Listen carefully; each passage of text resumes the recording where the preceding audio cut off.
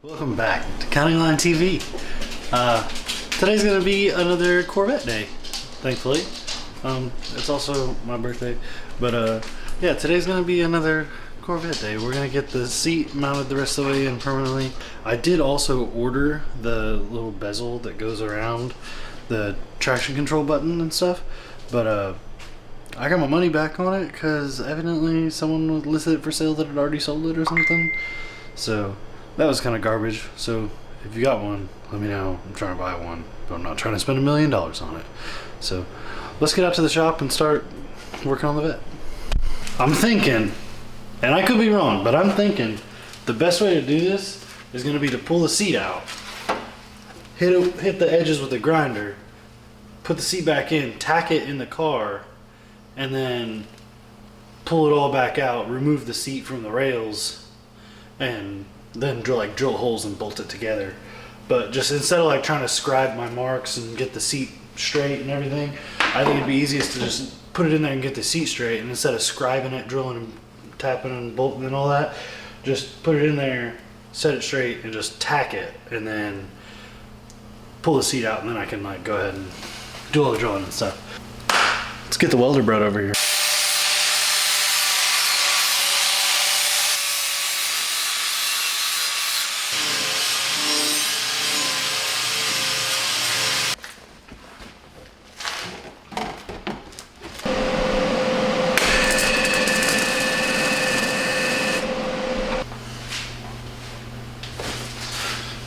I got the seat bracket and seat rails held together now, and now comes the trouble of trying to get those bolted down and also get the seat bolted to the rails. What I'm doing is I'm leaving the front bolts in the seat and then putting the front two nuts on the bracket and then rocking the seat forward, like using those front two bolts as a hinge point, and then getting the back two nuts on the bracket and then putting the back two bolts in the seat. I thought about it for a good like 20 minutes just now, and I think that's the only way I'm gonna get it, because the front two bolts, one of them you can't get to once the seat's in the car. And like most places when you go to pass tech, they shake your seat, and if you only have 3 bolts in it, they're gonna ask questions.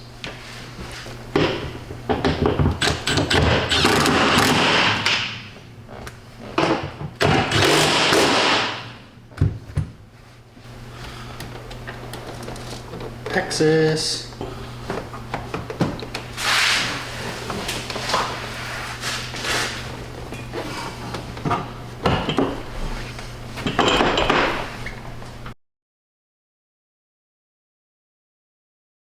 I know I talked about it a lot a couple videos ago when we first started the seat swap in the Corvette, that I just love it so much, and oh my god, I just can't emphasize it enough. Oh my god, that's so nice. I got it bolted the rest of the way in. I put the top back on the car, and I was just doing some sitting in there and like feeling how much room I had above my head for like helmet space, and looking at all the different things that we could do to finish out the cage. And like, I think if I take these door panels off and either make or get sheet metal door panels like my dad has for his Z there, or just run no door panel, which I don't want to do. I would like to have full interior, but if I do something like that, man, it's gonna be so easy to run the A-pillar bar up and then back down.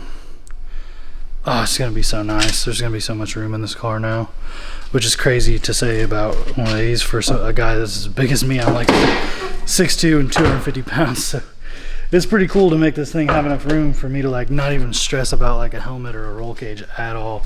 So I'm really hyped about that. The seating position's so good. Steering wheel placement is like mint.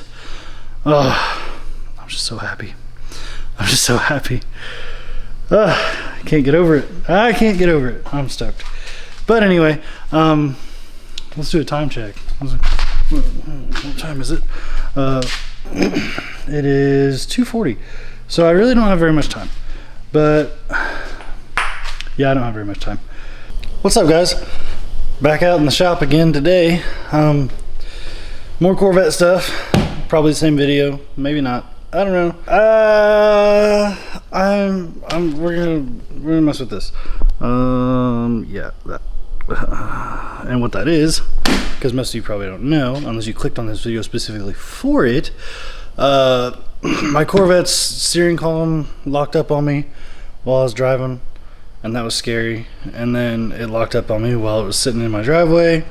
Not as scary, still annoying, and I'm tired of it, so I'm gonna fix it. I already broke the steering column lock thing, but supposedly if you do what I did and like break it, and then it wants to do what it was doing before again, then it'll give you like a fault code, and it won't let you drive fast. It'll like make it so you can barely like crawl the car. So we don't want that. Especially not at a drift event, which those are coming in hot, and I still want to paint this car. So anyway, just got to get a couple things fixed first. I may not end up fixing my heads-up display like I talked about before. I may end up just doing this and then move into the bodywork and paint and stuff, but whatever. So let's talk about this a little bit and get started on it. Supposedly you just take this, and it's got some wires that you plug into a module on your body control module, or a connector on your body control module, and then I guess that's it or something. I don't really know. I broke the column lock on mine, so I don't have the physical locking issue anymore. I just don't want the ECU issue. And look at how good that seat looks in there, all super low and super far back from a tall fat butt. Anyway, let's get to work on it. I'm gonna pop it open and get in the car and see what I can't figure out. So the first step on here, you can pause if you want to and probably see that, but I gotta remove fuse 23. So I did a quick Google search because I don't have my fuse box cover, and found out that fuse, it says to do with the key on too, which is weird, but whatever. Give me just 1 second. Key is on, music is playing, and I found out that fuse 23 is this guy right there, so I'm gonna take him out. Alright, I got that fuse out of there, and then it says to remove the key and make sure that the steering is still unlocked, and it is. I can turn it a little bit, so that's cool. Let's go find out what the next step is. Alright, step one, simplified, is disconnect the battery.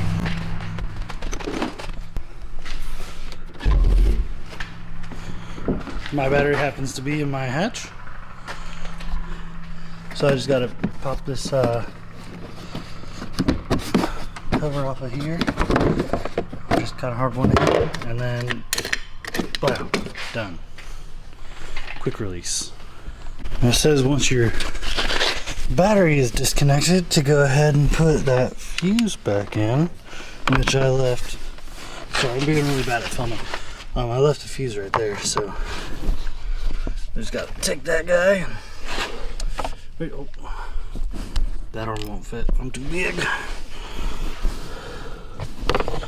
Get it back up on in there.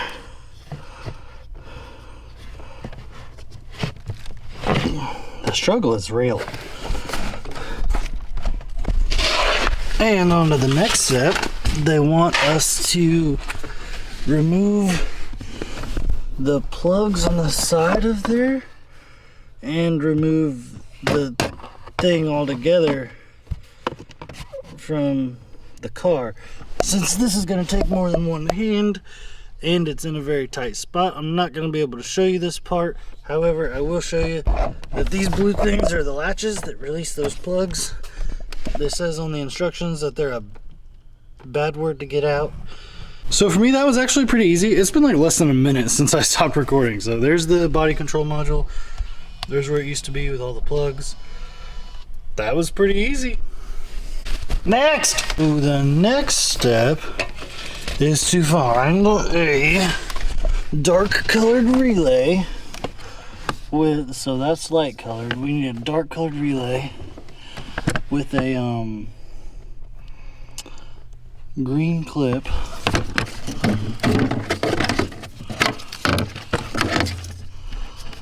And it should have 2 orange wires,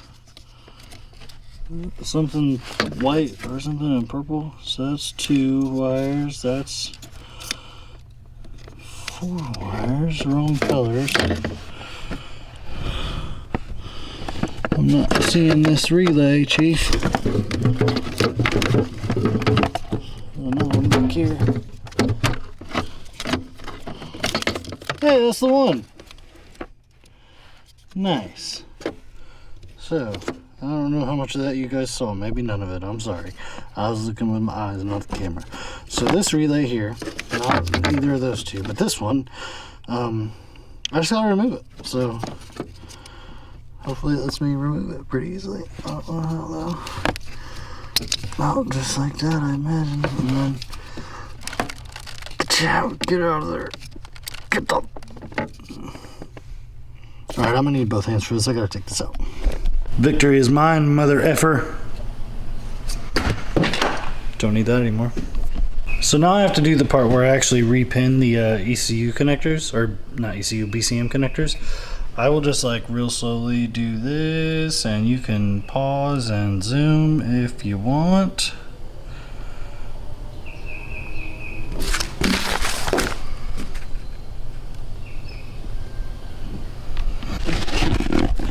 So I've got this little module. I wired in those wires there and this green wire up here, and now I got to take, for the next step, some of these blue caps and put them on the wires that I removed, like that one there and this one here. And once I cap those, I just got to take this black wire here and put that little nut and bolt onto that hole right there, and then I'm done. Then I just tuck everything nice and neatly away and drive the car again. So pretty exciting that I'm done with it and I don't have to worry about that anymore, because the last thing I want to do is be at a drift event and not be able to steer my car. that would be really irritating. So I'm gonna go ahead and polish that up, and then I'll show you guys what it looks like when I'm done. That's it. Like I was never in there. I'm really sorry I couldn't film this better, but just the size of me and the size of that hole where I've been working just don't get along with trying to have a camera involved. So I apologize for that, but I guess that's it. I just got to put that one kick panel cover back on, and then I'll be ready to take it for a drive. But anyway, that's going to be it for this episode. So don't forget to like, comment, subscribe, and tell your mom to subscribe, and click on that playlist up there, this video down here, and if you're not subscribed, it'll be right there for you.